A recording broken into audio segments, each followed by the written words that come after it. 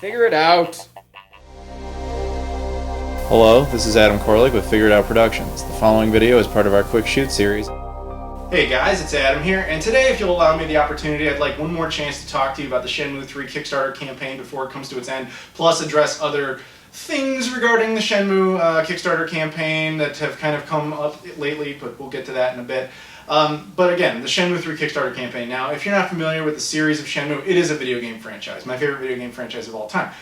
I don't know how you couldn't know that because I've been talking about it for years, but nevertheless. So it's a video game franchise that last came out in 2001, the second game.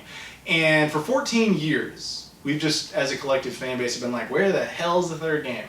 And now finally, after all that, all the fan petitions and all those movements, the Save Shenmue campaign, etc., people like me bitching on YouTube, there is going to be a third game because of Kickstarter. Now, the way the Kickstarter is going to work, or is working, I should say, is that every dollar you put into it is a dollar used for development of the game. And so every time they get it, a dollar, they can use that to build up to what are called stretch goals. Stretch goals, once reached, unlock new content for the game that otherwise would not be there. And so it's my hope that you will consider contributing to the Shenmue III Kickstarter, because not only do you get the game and all sorts of other little perks depending on your reward tier, but you also help fund the development of the actual game so that the game itself is much better for everyone, which is, of course, very important. And as, of course, recent news, well, it's not that recent because I'm sure a lot of you know by now, there is now going to be a physical PS4 version, which is awesome because I had previously pledged $500, which I, of course, still am going to do. And that gets me all sorts of awesome little perks and toys and things, as well as a physical PC version. But I decided to add another $80 to it by making a second account so that I could get a physical PS4 version with some extra bells and whistles. Now, you don't have to do that. If you pledge above $60, regardless, if you had already done that, you now have the option of a physical PS4 version regardless. You don't have to change a damn thing. Simply saying that it's now a thing. And it's worth noting how significant a physical PS4 version is because of Sony's involvement. Now, there are all sorts of lies, just straight up lies and terrible misinformation out there about what Sony's involvement in this is. I've done an entire video on it. Go watch it. The core of it all is that people think Sony is funding development of the game and that the Kickstarter really has no point. It's just some weird pre-order system, which is flat out not true. It's not true at all. All Sony is doing is providing marketing and advertisement and ultimately publication. Now that is extremely significant and people need to know this. If Activision's like, hey, we want to put out Call of Duty 2K17 on the Xbox One, they go to Microsoft and say, all right, we need this many copies. Microsoft physically builds them and gives them over, but you have to pay them up front. This is a standard thing that happens with games. But the Kickstarter has promised us that not a single cent of Kickstarter money goes to Sony. Not one. Not a single cent. And that's extremely significant. Now, then you're like, well, then how are they making physical PS4 copies? Because Sony did us a solid and said, you know what, fuck it. We'll pay for those ourselves. Good guy Sony. They did not have to do that. But that's why publication is extremely important, because they're paying for all that shit, including marketing and advertisement, etc. But I just wanted to harp on that physical PS4 copy because, of course, I'm extremely excited about it, but it's also amazing to think that Sony's going to front the bill on that one. But that does bring up an interesting point.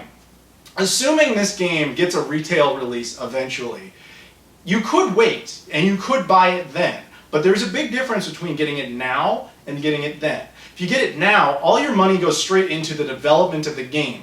Okay? Your $60 or however high you pledge goes to developing the game to reach extra stretch goals to make the game itself better. Whereas if you buy it at, say, Best Buy in 2 years, the only people seeing your money from that purchase is Sony, who's going to be recouping the funds for having built the physical discs in the first place.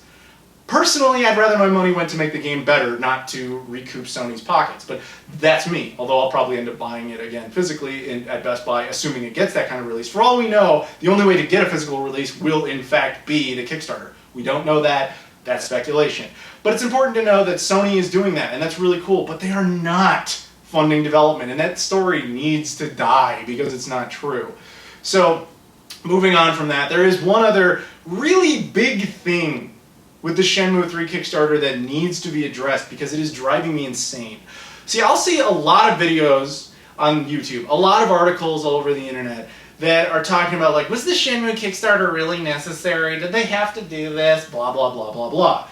The long and the short of it is, as much as I hate the idea that they went through Kickstarter, yes, I would have loved if Sony paid for the whole thing. I would have loved if Sega paid for the whole thing. I would have loved if fucking anyone, George Lucas, who cares? Anyone would have paid for the whole thing. That was never going to happen. It was never going to happen.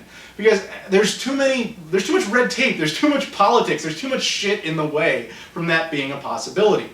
But that's why Kickstarter was a beautiful thing, because Kickstarter fundamentally is a great idea. Yes, it gets abused. Yes, bad shit comes out of it, but this is not one of those instances.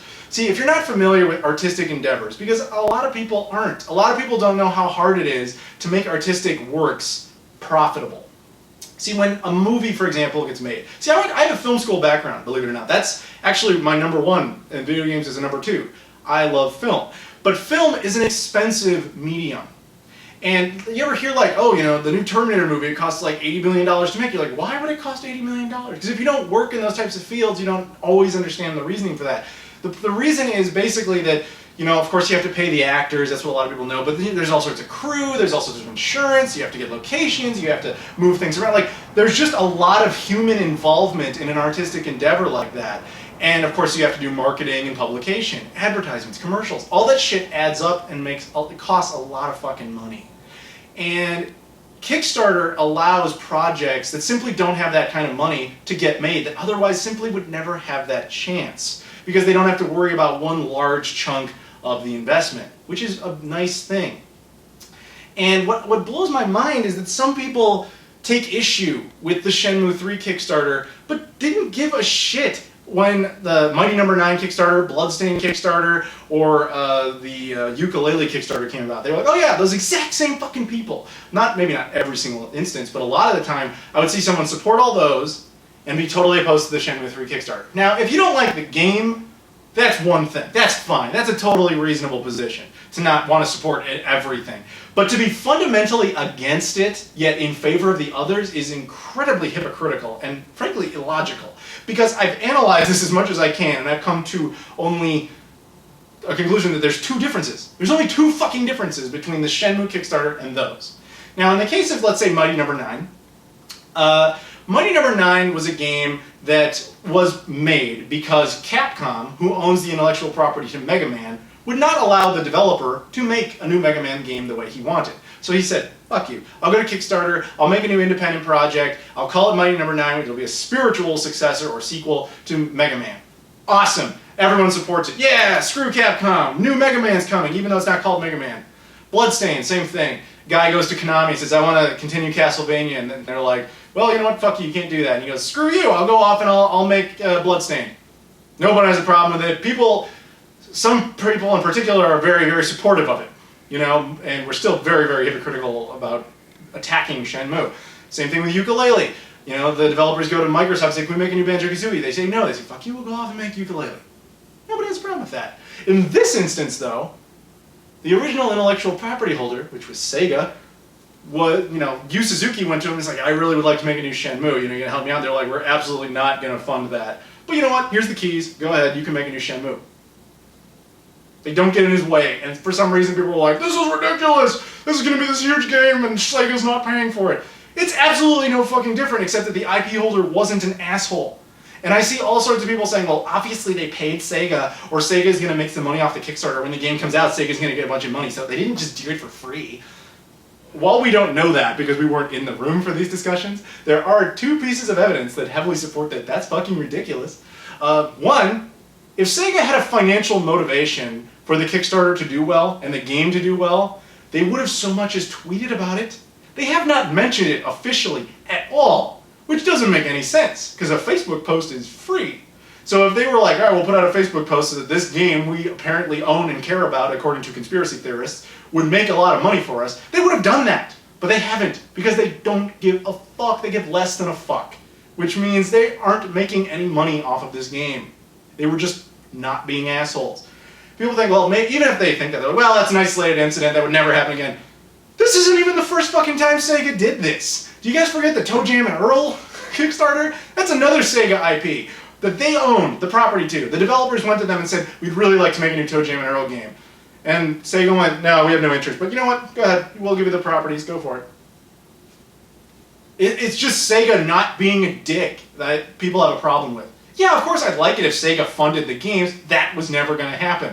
But at least they're not stopping the developers from making the game if they want to, which you can't say about any of those others. So that's the first big difference that people take issue with. And I don't know why, because it's an awesome thing that they weren't dicks. The second one is that Shenmue has the financial support of one of the big three console manufacturers, Sony, who does not own the game, they're not developing the game.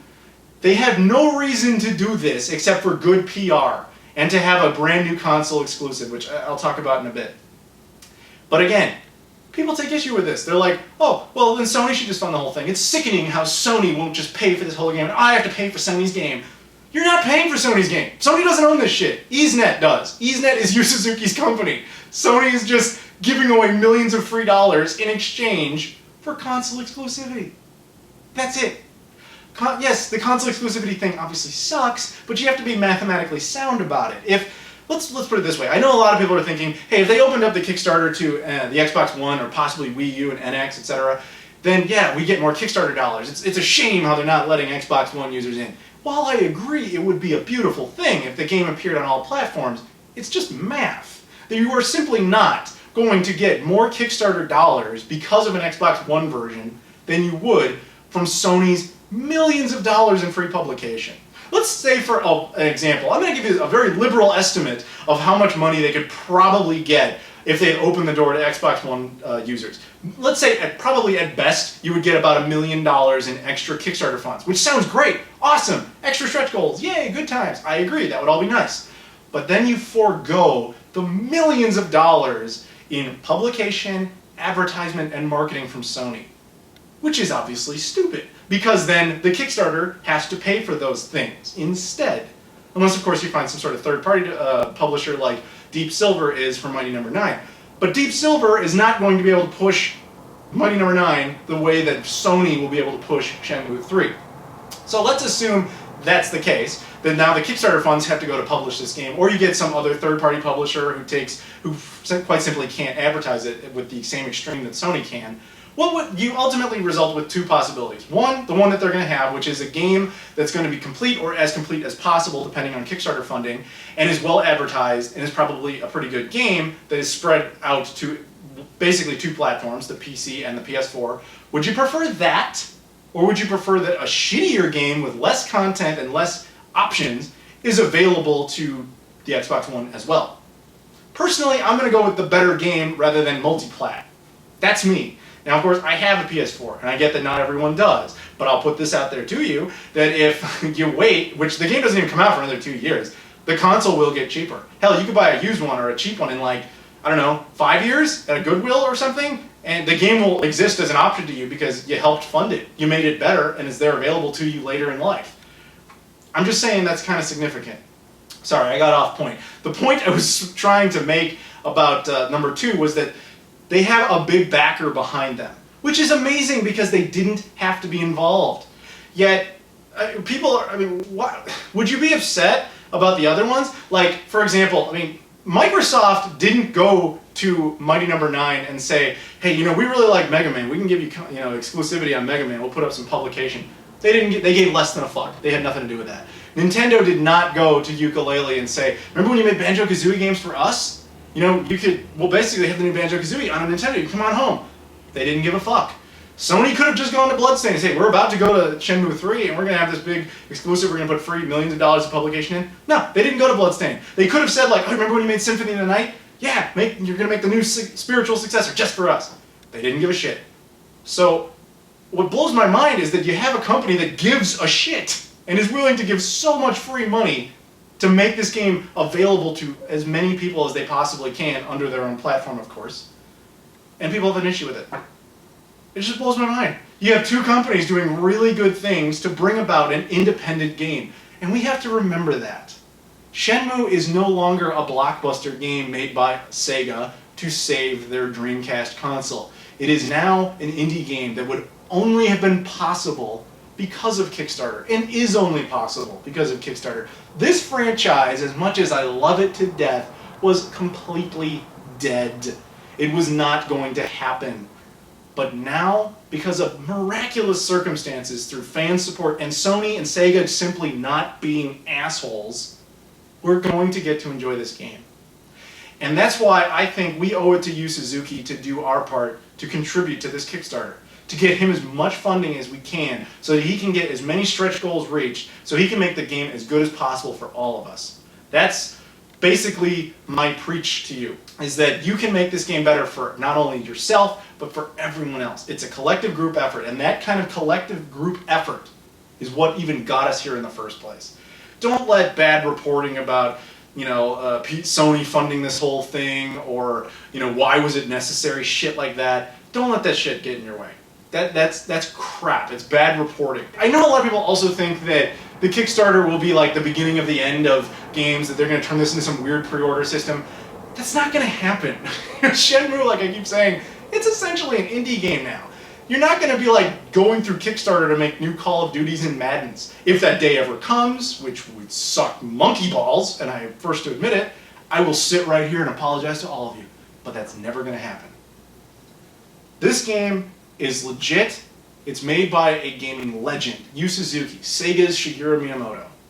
The guy has given us so much in good experiences. The least we can do is try to help him give us another really good experience.